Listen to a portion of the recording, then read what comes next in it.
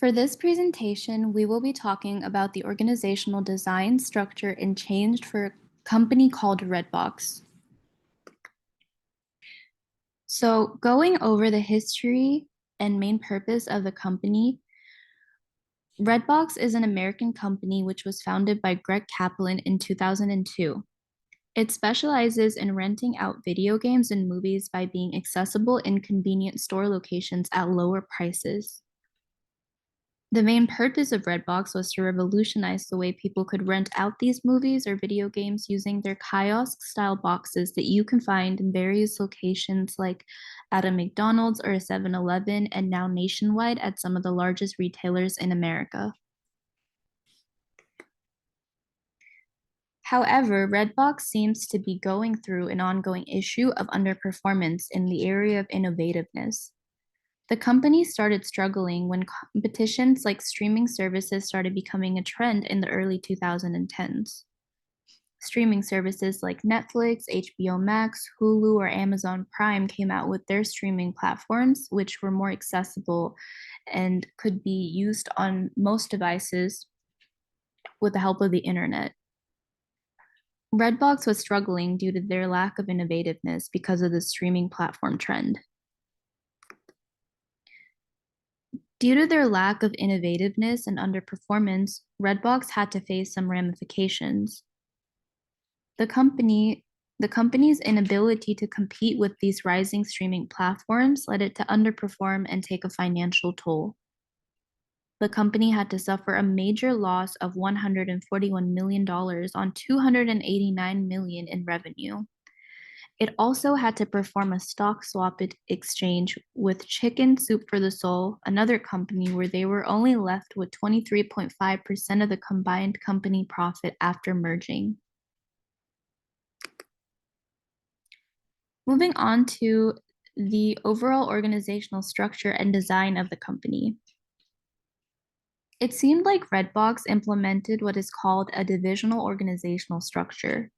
A divisional organizational structure is when a company uses a set of functions which is organized in different or particular geographical areas, services, or product. This makes sense with Redbox's structure, which was targeting various audiences and geographical locations across the United States. Furthermore, the company was influenced by organizational change and production technology.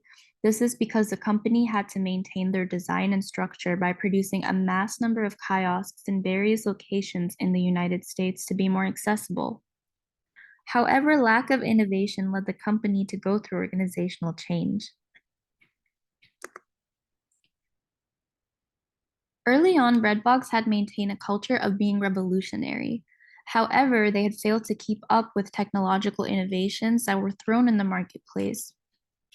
And while they made an effort to compete with streaming platforms by launching their own streaming platform in 2017, it wasn't enough to suffer the loss of ineffectiveness within the organization. Due to this lack of innovativeness the company had faced, it decreased the overall profit and the value of the company, and in return, the effectiveness of the organization. The company had to face financial losses and required a good number of capital to grow. And due to their failure of meeting all of these expectations, it decreased its value and had to cannibalize a lot of their kiosks. Moving on to conscious culture. Is Redbox considered a company that is relevant or complies with conscious culture? Not quite. Conscious capitalism businesses run their organizations and companies with a higher purpose. So it's important to take accountability for all their stakeholders in the position of being part of conscious capitalism. And while Redbox initially had a higher purpose when they started, because of their chase in increasing their personal financial revenue and value, they weren't really able to quite make the mark of a company that would be considered conscious because they were more focused on gaining their profits and their value. So how can Redbox improve as an overall organization? By coming up with an improvement plan.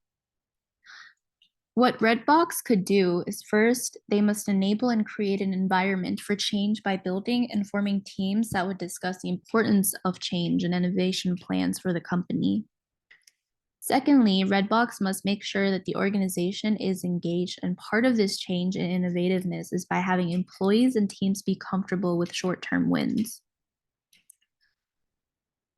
So Redbox must implement the sustainability for this change in innovation. However, just like any other company or organization that go through major changes or transitions, there may be potential issues that could be faced during this sort of transition. Firstly, employees might not all agree to this change in innovation action as it will require a lot more work. Some employees might even ask for a raise if they're asked to work more hours in the workplace or work on counterparts that they're not too familiar with.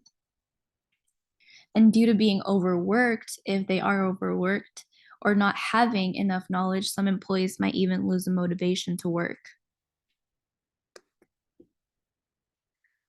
How may these issues be resolved? Issues like these may be resolved through subsystem realignment. An example of this can be technical subsystems and psychological subsystems. Technical subsystems might become an issue for employee goals and value subsystems. This may be reinforced better through psychological subsystems and structural subsystems. Psychological subsystems are usually responsible for human resources, motivation, attitudes, and dynamics. So it makes sense for them to realign together. Similarly, another subsystem which would work better together would be structural subsystem and technical subsystems.